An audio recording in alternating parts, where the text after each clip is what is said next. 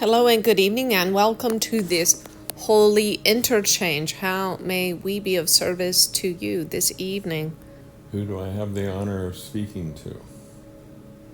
We are the ninth dimensional Council of Light. Thank you for coming. You're welcome. My interest is always about healing, since that's what I do. Yes. We were listening to this book about there being 4 centers of immune and healing in the human body, and that these centers can be turned off and turned back on. Is this correct? The process of which you speak is a process of emanating life force energy towards the hormone centers, the pituitary gland, the thymus, the pineal gland. Yes? Yes. And how do these correlate then with the heart center? It is for the heart to inform these glands. Okay. Disease happens when the heart fails to inform, when the mind usurps the role of the heart. Okay, so it seems like there are many different ways, like with the Jerry Sargent, he talks about getting codes, sending codes through people's pineal gland, and it being able to heal that way. So it seems like there's maybe many different ways of healing somebody. Certainly, of course. Well, this gentleman is speaking of receiving coded messages from higher dimensional beings for healing. There are higher dimensional beings which have insight and information, codes or language to heal the human body. And so we would say that intention is the shortcut answer to your question. Everything is about intention, as you understand. Yes. And yes, there are many various ways of healing with intention. The intention must be accompanied by energy, by life force energy, by light.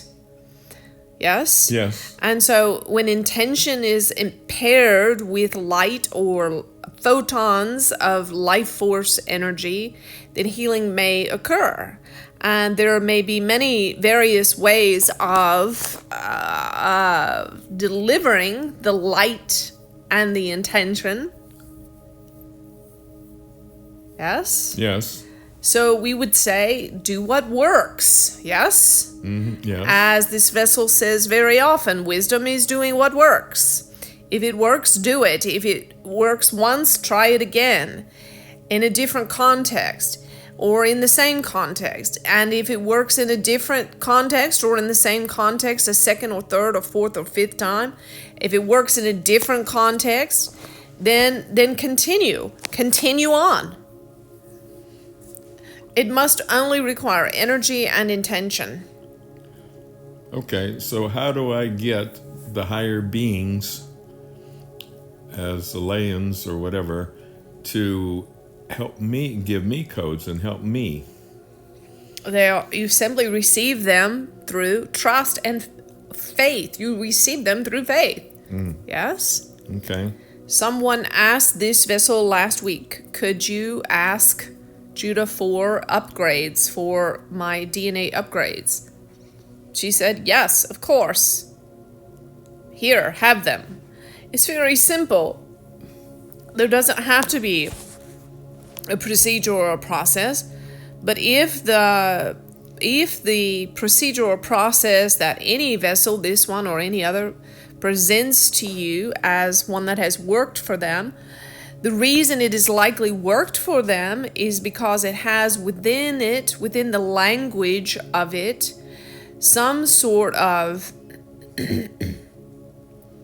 ability to help the human that one is helping to release some obstacle in the mind, you see. So all is need is energy and intention. So when a healer has the energy and has the intention, all that is needed is present. However, the receiver may have some obstacle in the mind. Yes? Yes. And so many different energy healers have developed verbiage or a process or a procedure of some sort that enables the one they are attempting to heal to drop their resistance and receive.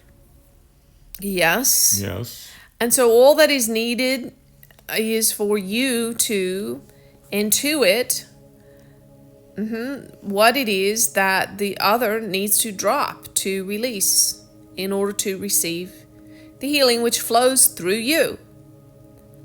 And you do this very well. You know how to do it. You simply listen to the one in front of you. You listen to their story, their fear story.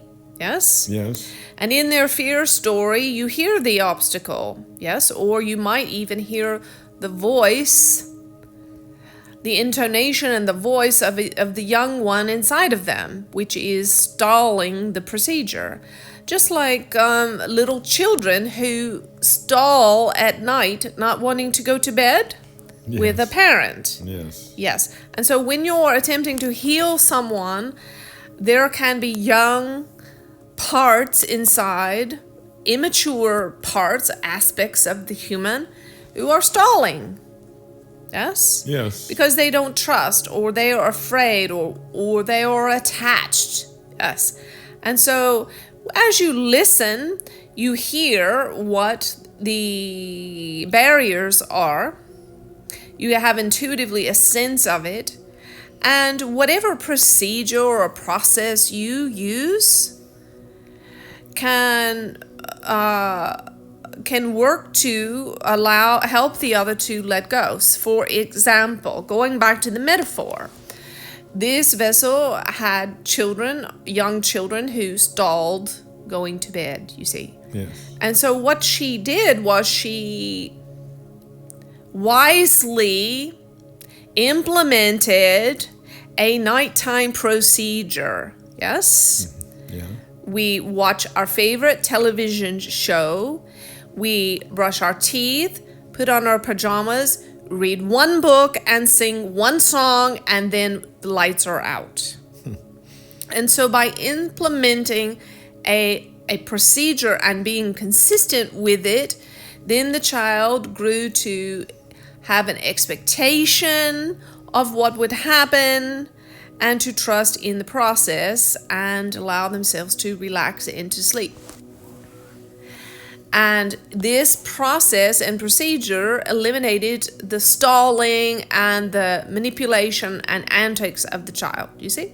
Yes. And so we don't care what process you use. Now, there are many processes, obviously, which don't work at all, and there's no evidence that they work. They are simply things for people to spend their money and time on, yes? But you are not fooled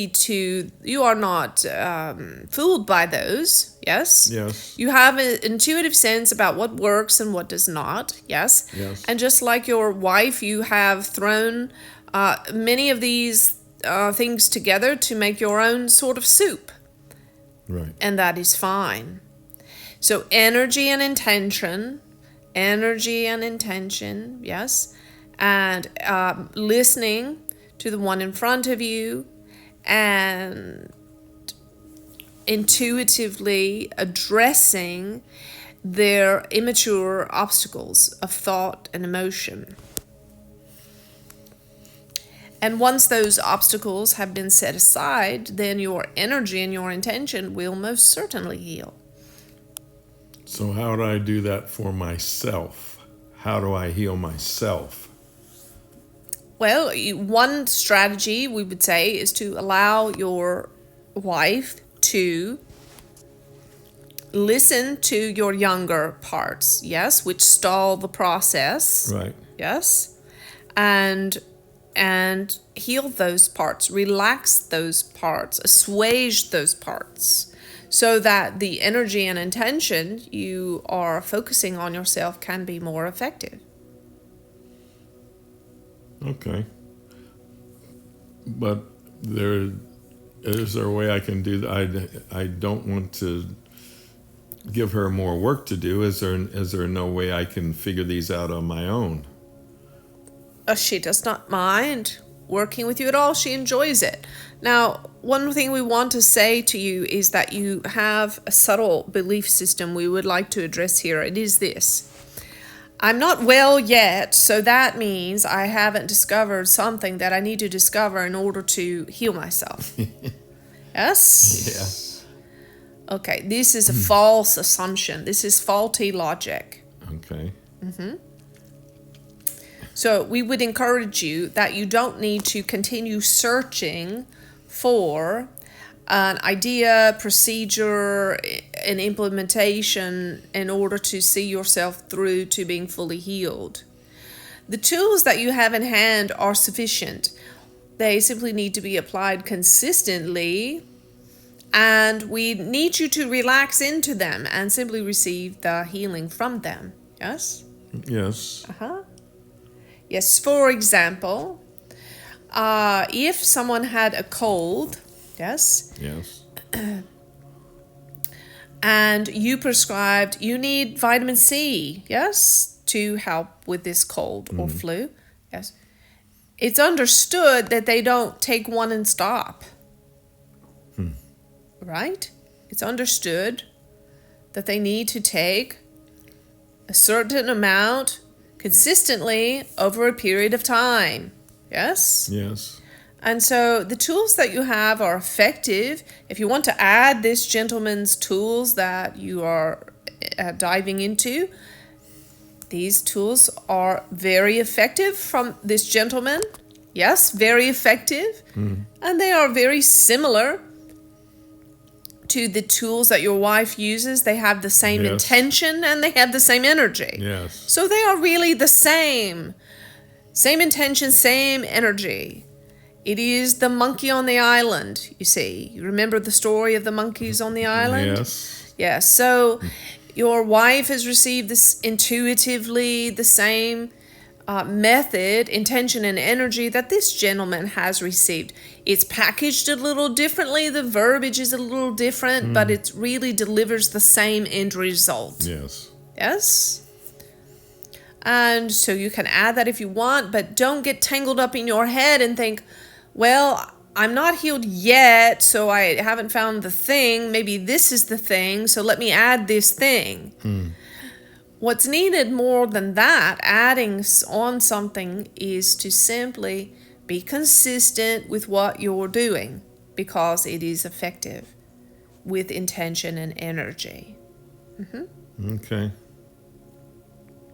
So pick one of the things, one of the tools, and stick with it.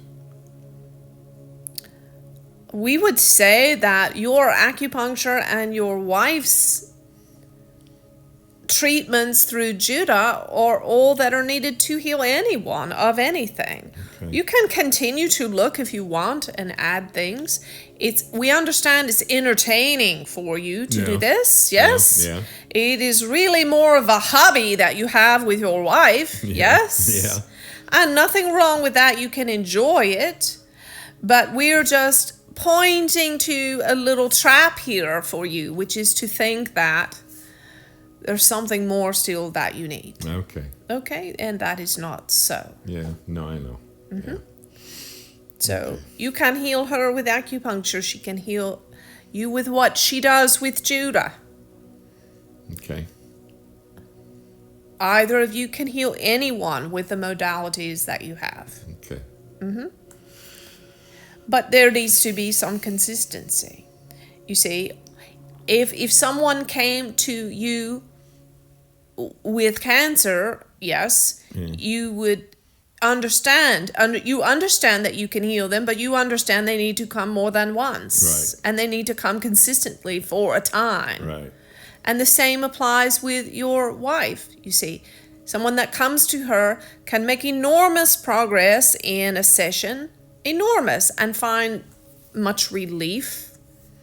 However, it would be unwise for that one to think everything is going to be done all in one moment in time.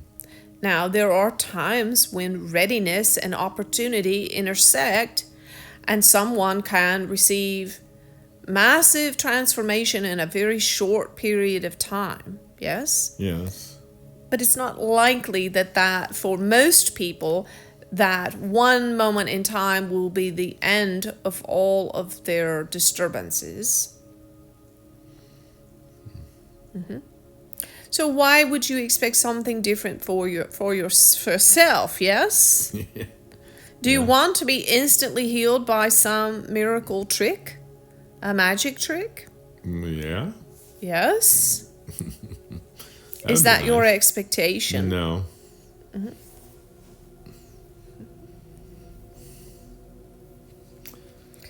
So we would encourage you, because there's some sense of urgency or fear in you around the need to be healed in short order and find your answer.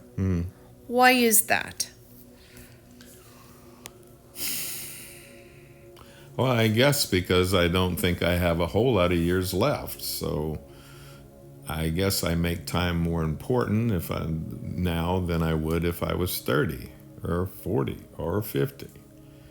So I guess I buy into I have less time left to accomplish whatever it is I want to accomplish.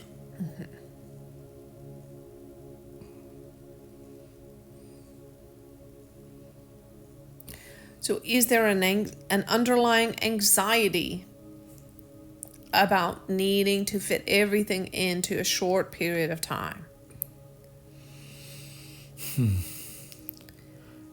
I don't know about anxiety. It seems like what I tell myself, which may or may not be true, is that I don't want to leave my wife yet. So can you trust that you will not leave your wife yet? That you will not leave until exactly the right moment in time? Can you trust us with that? Can you trust the universe and your creator with timing? I keep telling myself that, but I guess I have not trusted it yet. But okay, I'll work on that. We'll say this to you, my dear. Listen carefully. Okay.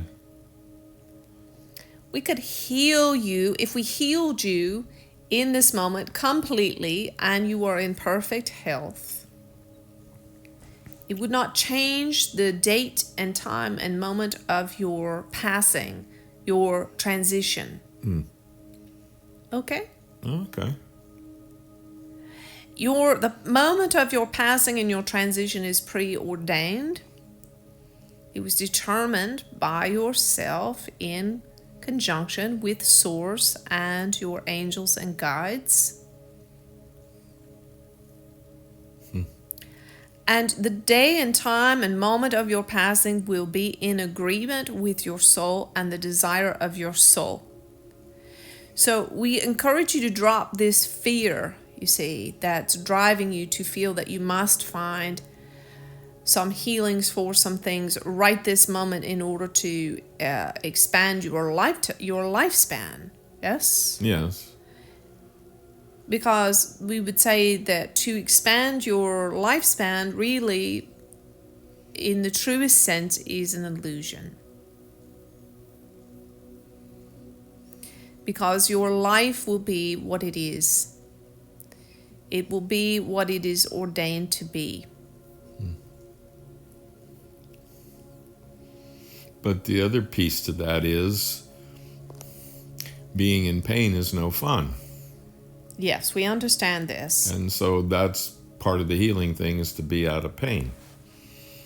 Yes, of Which course. is my life. And so when you quit doing things that cause you pain, then you will not be in pain. Yes?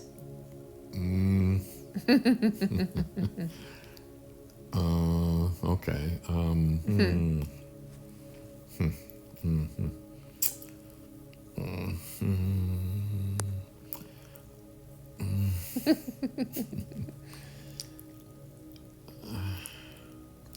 Well, I guess I'm fooling myself because I don't see myself as far as back pain. It seems like, okay, yeah, well, okay.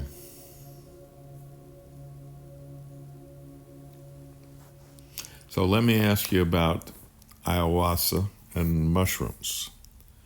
Is that something that's, for whatever reason, helpful for us on our path, or just enjoyment or healing or anything?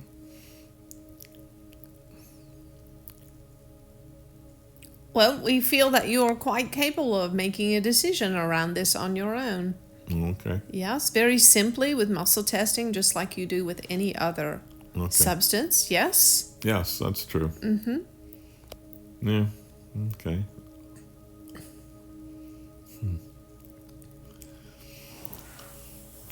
Okay. So when are you going to send the ship to pick us up so we can go for a ride?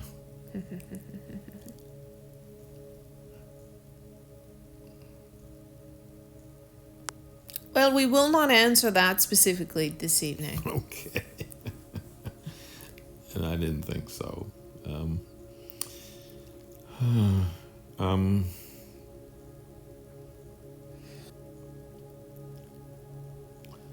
So is this true? There was a question that was asked that I'm going to respond to, and part of my answer would be that the unconscious and the conscious mind is what creates our reality.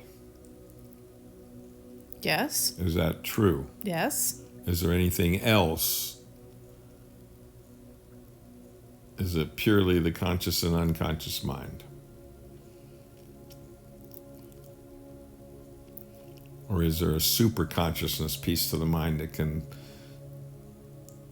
make some effect? There is. The superconscious is an aspect of the subconscious that is uniquely eternal and clear and receptive to divinity, divine information. Is it under our control, or are we under its control? It cannot be controlled by the ego-attached mind.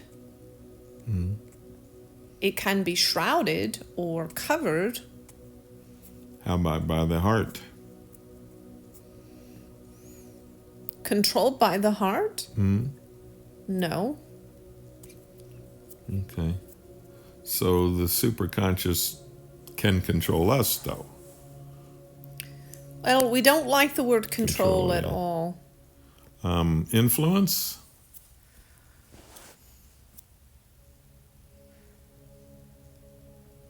Help? Your superconscious is your I am presence. It is your observer. It is the observer. It is merely there to be a witness to all of your being, your thoughts, emotions, your bodily functions. It is a witness to all of it. It is a resident within your being. And one of our goals is just to become the witness and just witness and not be the one who acts. Yes. Mm-hmm. And so when that happens, the action will come from God. Yes. And then we observe what action God would like us to do. Yes. Good. We would like to finish the conversation here. Thank you. Yes. Thank you.